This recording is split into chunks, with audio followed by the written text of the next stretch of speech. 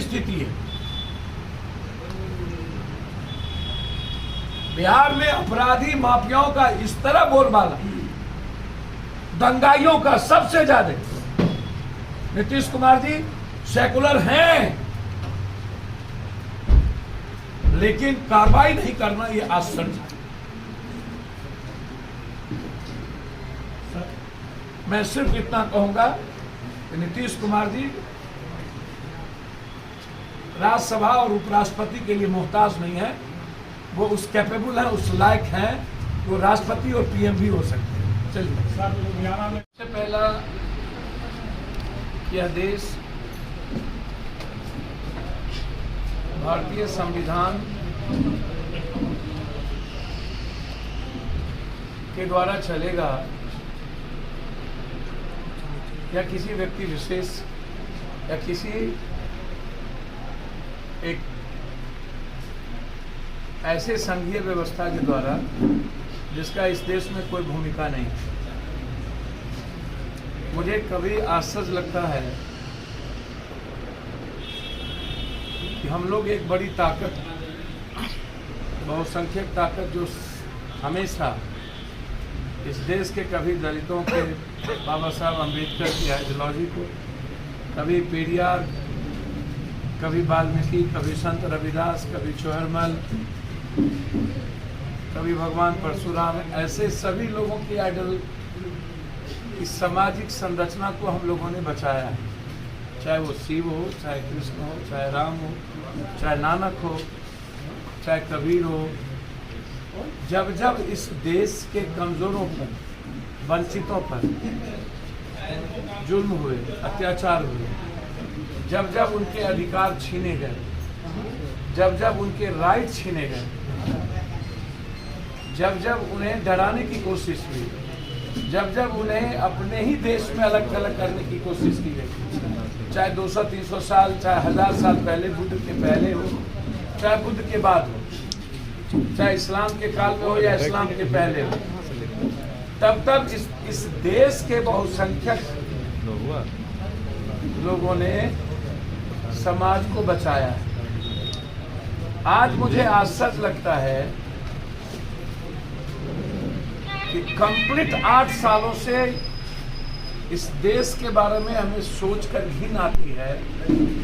जब हम जापान की बात करते हैं तो वहां पर बात होती है एनवायरमेंट, जब हम लंदन की बात करते हैं तो वहां बात होती है वाटर की, महंगाई की, तब बात इस कंट्री में होती है पॉर्न देखने की। यह कंट्री उस परिस्थितियों की कंट्री है कि जहां हम गुलामी की ओर और कंप्लीट रूप से, इसको क्लियर समझ लीजिए कि हम देश के टुकड़े टुकड़े भाषाओं में, सामाजिक संदर्भों में बंटने के हालात पे खड़े हो।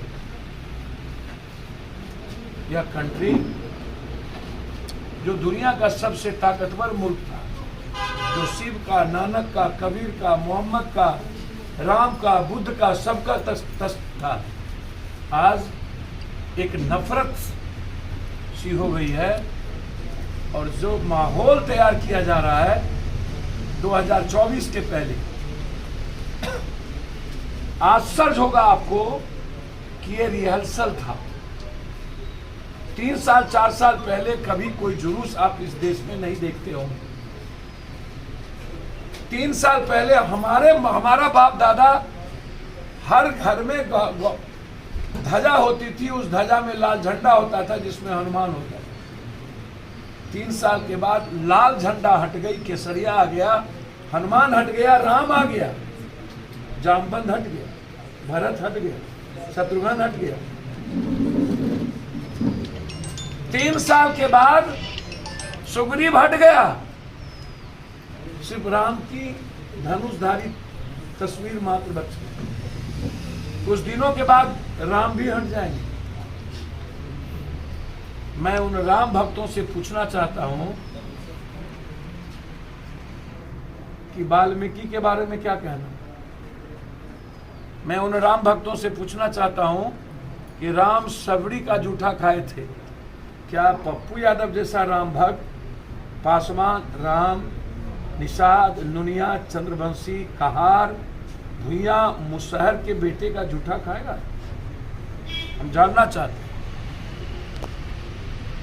और राम के नाम पर 2024 के रिहर्सल के बाद अगला चुनाव 2000 साल में, मैं 20 दिन पहले वीडियो पर बोला हूं कि पूरे भारत में दंगा की स्थिति होगी। मेरा वीडियो वायरल है और कराए जाएंगे। ये रामनवमी की जुलूस थी क्या? ये जुलूस थी संघी भाजपा के गुंडों, मोटरसाइकिल पर तलवार। कभी आपने राम के भक्तों को देख?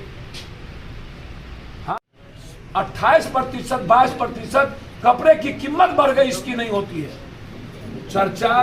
क्या मिडिल क्लास का बच्चा जिस तरीके से ग्रुप डी में मेंस और भाभा को ला करके अभी तक उसको खत्म नहीं किया गया, इस पे चर्चा नहीं है। चर्चा तेल पर नहीं है, चर्चा एजुकेशन फीस बढ़ा दिए गए, इस पे नहीं है। चर्चा किस पे है? चर्चा है 2024 में। अब हम नफरत के प्रकाष्ठा पर बैठ चुके हैं, तो 2024 में हम क्या करेंगे? मुजफ्फरपुर हम जानना चाहते हैं सेकुलर पार्टियों से, बड़ों के बाप, कनियों के बाप क्यों? कोई भी डरा हुआ कौम, चाहे वो राजपूत हो या भूमिहार, ब्राह्मण हो या यादव, यदि कोई भी समाज डरा हुआ है, दलित या कोई, उसके साथ खड़े होने की हिम्मत क्यों नहीं करता? मुजफ्फरपुर में इतनी बड़ी घटना घटी, आखिर अकेला पप्पू यादव को यह सवाल खड़ा क्यों करना पड़ा, क्यों जाना पड़ा? मरते दम तक किसी भी कीमत पर, हर परिस्थिति में पप्पू यादव, जहां भी डर पैदा किया जाएगा वहां हम होंगे। हम सियासत और वोट की राजनीति नहीं करेंगे। जहां भी नफरत पैदा किए जाएंगे, पप्पू यादव की पहली आवाज होगी। किसी भी जाति, धर्म और कौम की हिफाजत के लिए हम सबसे पहला आ गया है। मेरा सिर्फ सवाल है नीतीश कुमार और विपक्ष से, क्या इफ्तार दे करके आप तुष्टीकरण की दोनों राजनीति करेंगे, कि आप देश में जो आज हो रहा है, सर्वोच्च न्यायालय जाग गई, लेकिन ये देश का पॉलिटिशियन तथा कथित सेकुलर पार्टी नहीं जागी। समुदाय वर्गों से मांग करते हैं, जिससे समाज आहत होता है। चाहे हदीस यदि नहीं कहता है कि आप तजिया सिर्फ घर में खेले, सड़कों पर आप यदि लाठी फरसा निकालने की बात नहीं कहता है, तो आप उसको रोकें। यदि समाज आहत होता है, और जिस तरीके से आज पॉलिटिकल पार्टी और पॉलिटिकल गुंडा और पॉलिटिकल नेता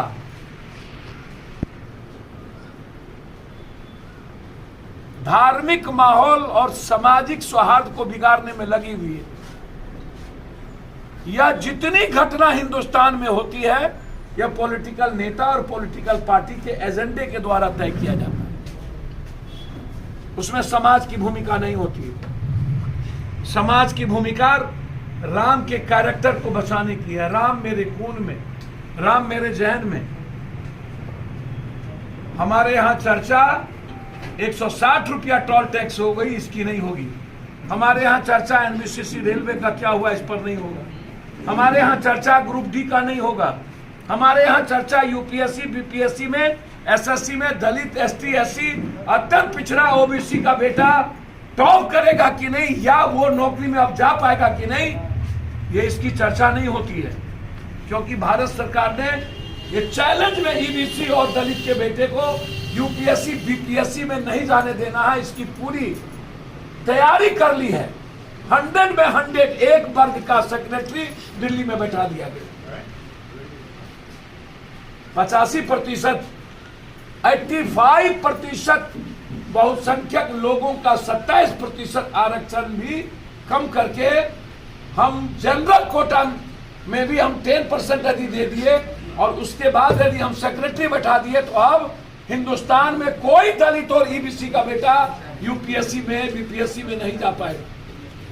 पर खड़ा हो गया तो बहुसंख्यक वोट मेरा गायब ना होगा। यह जो गंदी खतरनाक पॉलिटिक्स है, और सुप्रीम कोर्ट के आदेश के बावजूद भी जो जिस तरीके से बुलडोजर चली, हमने 1-1 लाख रुपया वहां पर घोषणा कर दिया और हमारी सारे परिवार को 1-1 लाख रुपया जितने का बुलडोजर चला उसको जाएगा। लेकिन सवाल ये उठता है कि सर्वोच्च न्यायालय जो बात कही थी कि अब डर लगता है भारत में रहने पर, पप्पू यादव जैसे लोगों को अब क्या करना चाहिए।